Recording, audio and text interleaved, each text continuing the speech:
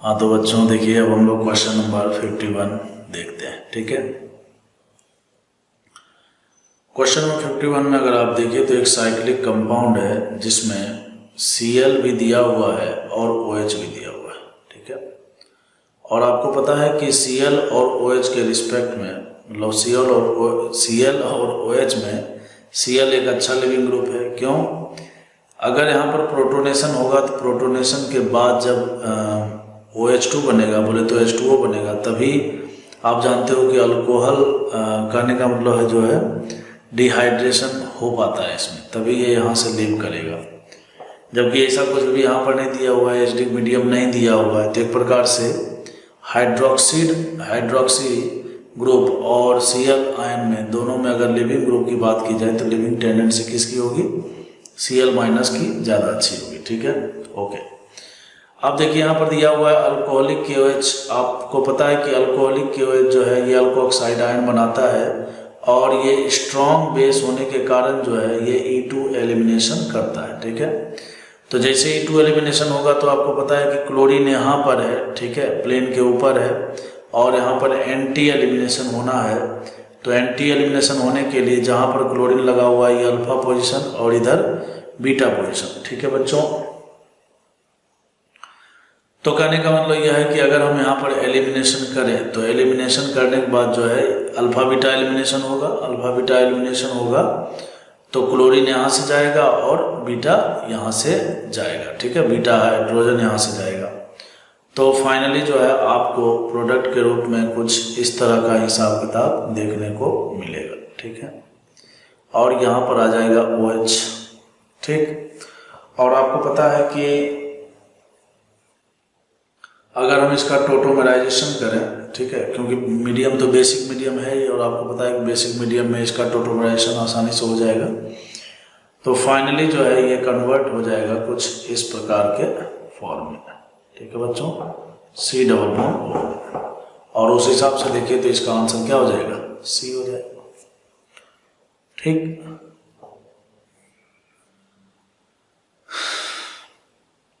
अब जैसे देखिए एक चीज दिमाग में आपके और भी आ सकता है, जैसा कि मैं सोच रहा हूं कि सर एलिमिनेशन इधर से भी तो हो सकता है। अगर इधर से एलिमिनेशन होता है तो देखिए आपको प्रोडक्ट नंबर ये मिल सकता है। सोचिए यहाँ पर भाई ये बात होता है कि लिविंग ग्रुप यहाँ पर अच्छा लिविंग ग्रुप क्लोरीन है, तो इसका मतलब एलिमिनेशन क्लोरीन के रिस्पेक्ट में ही होगा।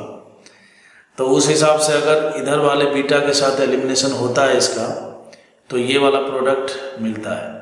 लेकिन अगर आप दोनों प्रोडक्ट की स्टेबिलिटी को अगर आप देखेंगे तो देखिए यहाँ पर जो है एक प्रकार से ये एक कंजुगेटेड सिस्टम बना रहा है, और कंजुगेटेड सिस्टम जो है रेजोनेंस से स्टेबल होता है। ठीक है, तो ये भी प्रोडक्ट बनेगा और ये भी प्रोडक्ट बनेगा, लेकिन दोनों में मेजर प्रोडक्ट जो है ये वाला बनेगा। और चूंकि डबल बॉन्ड का स्ट्रेंथ जो है ज़्यादा होता है, ठीक है, तो हमने इसको जो है कीटोन फॉर्म में कन्वर्ट करने का कोशिश किया। ठीक है, कहने का मतलब है कि इसका इनोल फॉर्म से ज़्यादा अच्छा कीटोन फॉर्म है। ठीक है, स्टेबल है, तो इसने कीटोन फॉर्म में बदल के यही आंसर होगी। ठीक है, तो मैंने आपके दोनों डाउट का जवाब दे दिया। अब देखिए क्वेश्चन नंबर 52 में कहता है rank the following in order of the decreasing rate of the E2 reaction. ठीक है, E2 रिएक्शन का रेट बताना है। कहने का मतलब है कि आपको देखना है कि E2 एलिमिनेशन बोले तो एंटी एलिमिनेशन सबसे फास्ट कहाँ पर होगा। ठीक है, उसके हिसाब से आपको जो है मतलब रेट बताना है।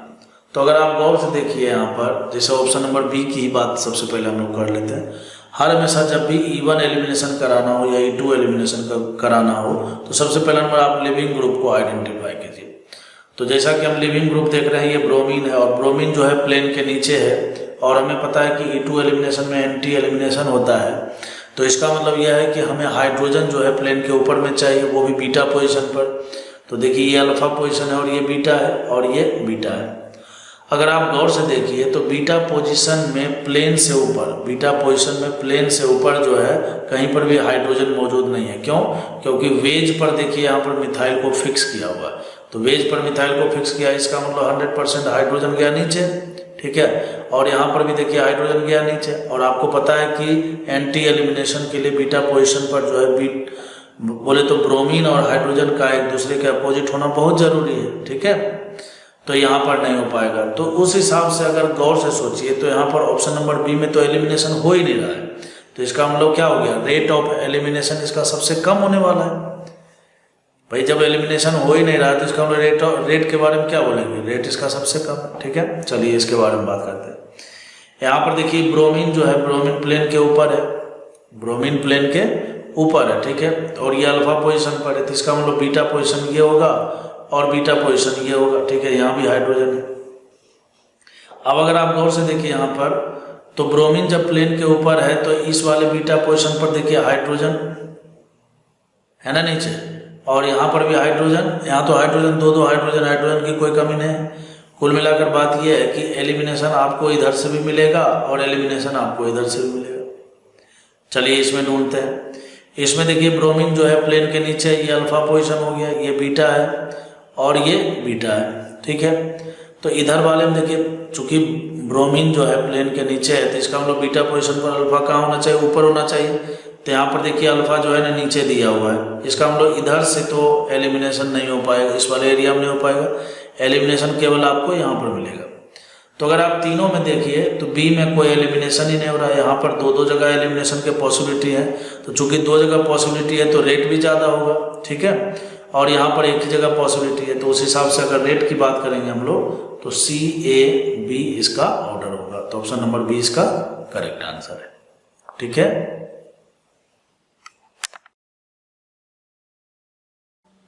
अब देखिए हम लोग क्वेश्चन नंबर 53 देखते हैं, ठीक है। क्वेश्चन नंबर 53 में बच्चों देखिए यहाँ पर दिया हुआ है OH माइनस, ठीक है। तो OH माइनस दिया हुआ है, तो आपको पता है कि ये OH माइनस जो है एक प्रकार से स्ट्रॉन्ग बेस है, ठीक है, क्या है, स्ट्रॉन्ग बेस है, ठीक। और तो और यहाँ पर देखिए जो फ्लोरीन दिया हुआ है, आपको पता है कि फ्लोरीन जो है हाईली, इसकी इलेक्ट्रोनिगेटिविटी जो है बहुत ज़्यादा है, ठीक है। तो इलेक्ट्रोनिगेटिविटी ज़्यादा होने के कारण जो है ये क्या हो जाता है, एक प्रकार से हम इसको बोलेंगे कि ये पुअर लिविंग ग्रुप है, ठीक है। क्या बच्चों, पुअर लिविंग ग्रुप है। और जानते हो जब पुअर लिविंग ग्रुप हो जाता है तो हॉफमैन, है ना, हॉफमैन प्रोडक्ट होता है, बोले तो लेस क्राउडेड अल्कीन जो है मेजर प्रोडक्ट के रूप में बनता है यहाँ पर, ठीक है। रीजन क्या है, तो बेसिकली बच्चों यहाँ पर अगर E2 एलिमिनेशन स्ट्रॉन्ग बेस है तो E2 एलिमिनेशन होगा, और E2 एलिमिनेशन में इंटरमीडिएट नहीं बनता है, ट्रांजिशन स्टेट बनता है। और ट्रांजिशन स्टेट में मैंने आपको बताया था कि बेस क्या करता है, कार्बन आयंस बनाता है, ठीक है। तो मतलब आपको बना के चेक कर लेना है। तो आप गौर से देखिए यहाँ पर ये अल्फा पोजीशन है और ये बीटा पोजीशन है और ये भी बीटा पोजीशन है। तो आपको क्या करना है, दोनों बीटा पोजीशन पर एनायन बनाना है, यहाँ भी बनाना है और यहाँ भी एनायन बनाना है, ठीक है। ये ट्रांजिशन स्टेट की बात है, ठीक है। और बेसिकली ट्रांजिशन स्टेट में होता भी ऐसा ही है, ठीक है। हालांकि हाइड्रोजन और लिविंग ग्रुप जो है दोनों एक ही साथ लिव करते हैं, लेकिन जब बेस अटैक करेगा तो वहां से जब हाइड्रोजन को अटैक करेगा तो कार्बन आयन तो बनेगा ही बनेगा, ठीक है। तो अब देखिए यहाँ पर, अब हमें यहाँ पर ये देखना है, इसका मतलब ये हो गया कि ट्रांजिशन स्टेट की स्टेबिलिटी पर जो है फाइनल प्रोडक्ट डिपेंड करने वाला है। तो एनायन यहाँ भी बना हुआ है, एनायन यहाँ भी बना हुआ है। अब हमें देखना है कि कौन सा एनायन स्टेबल है, जो एनायन स्टेबल होगा वहीं से एलिमिनेशन होने वाला है, ठीक है।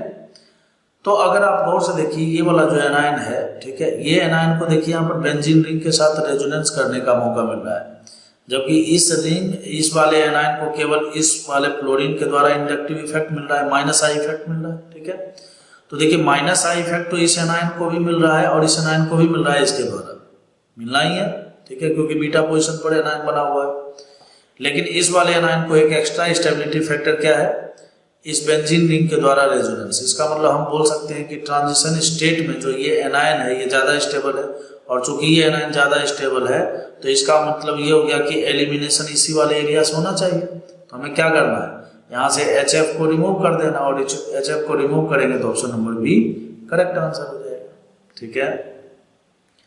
अब देखिए बच्चों क्वेश्चन नंबर 54 में देखिए यहाँ पर इथॉक्साइड आयन लिया हुआ है, ठीक है, और ये भी बहुत अच्छा क्वेश्चन है, मेरा मानना ये है।